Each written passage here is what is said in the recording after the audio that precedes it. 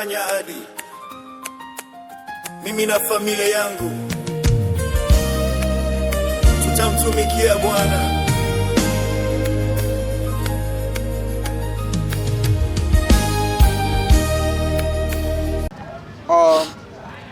Jambo letu ilikuwa ni kwamba Yesu wakati alipoingia nyumbani mwa Zakayo hakumwambia Zakayo ya kwamba wewe peke yako umeokolewa, akasema na familia yako. Pamoja na Paulo wakati ambapo walipofungwa nao wakitoka ndani ya gereza, wakaambia mchungaji wa gereza ya kwamba amini pamoja na familia yako fanye nini upate kuokolewa. Yaani inayoamanisha kwamba mimi na wewe tunastahili tuwe chanzo cha kuamini ili pamoja na familia yetu tupate kwa kweli kuokolewa. Katika maishani mwa Martha pamoja na Maria, Yesu aliingia nyumbani mwao na wao walifanya nini? Waliokolewa. Ijapo hawakukuwa mume na mke, walikuwa wote ni mabinti wa baba moja, lakini kwa sababu ya imani waliokuwa nao waliendelea kwa kweli kuokolewa. Kwa jioni ya leo mpendwa, kabla tu yafikia kwenye mwisho, natamani nikuambie, natamani tupate kwa kweli kusoma pamoja maandiko ambayo Bwana anahitaji ndani ya maisha yetu. Zaidi ya hiyo, tukisoma katika vitabu ambayo vinayoleta mwangaza na nuru zaidi kwa sababu ya neno la Bwana. Vitabu hivyo ni vitabu vinavyoitwa vitabu vya roho ya unabii, ambayo vinayotafsiri Biblia. Ni vitabu ambavyo vinayokuwa ni mwanga mdogo kwa ajili ya maisha yetu ya uzima wa milele. Ndio maana mpendwa, nataka tusome vitabu hivyo zaidi, tukisoma katika kitabu kinachoitwa Tumaini kwa vizazi vyote.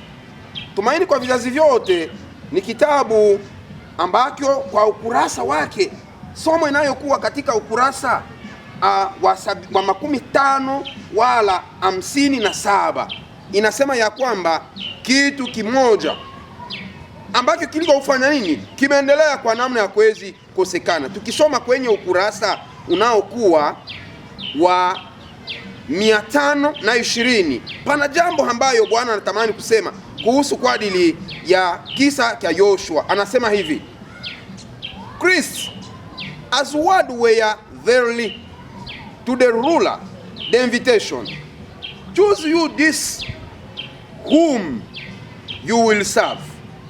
The choice was left with him. Jesus was hearing for this conversation. He had shown him the played spots in his character, and with what deep interest he watched the issue as the young man waited the question.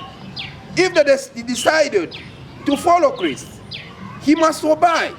He must obey and accept the word in everything. Ikiwa watu hawa walikubali kwa namna ambapo ya kuwezi kumfuata Bwana, walistahili kwa namna wapate kwa kuwezi kufanya nini? Kukubali neno lake.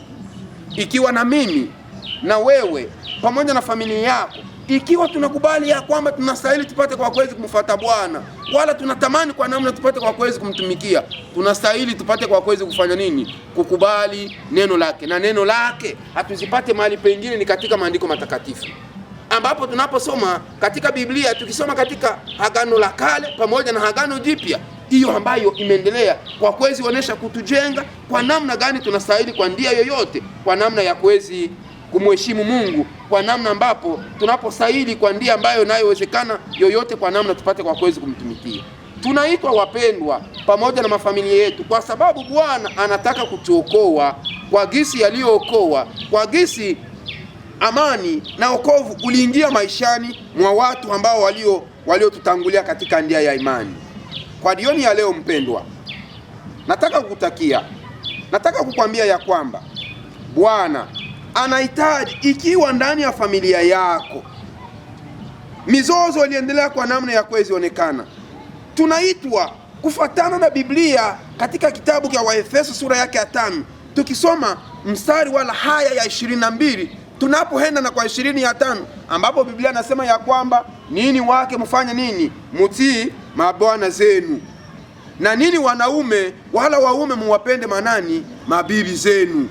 Yaani upendo unahitajika ndani ya maisha yetu, na hiyo nawezi kwa kwezi kutuwezesha ikiwa hiyo inaendelea kwa kwezi kuwa, kwa sababu shetani ndiyo chanzo kinaendelea kwa kwezi kuleta tatizo ndani ya mafamilia zetu.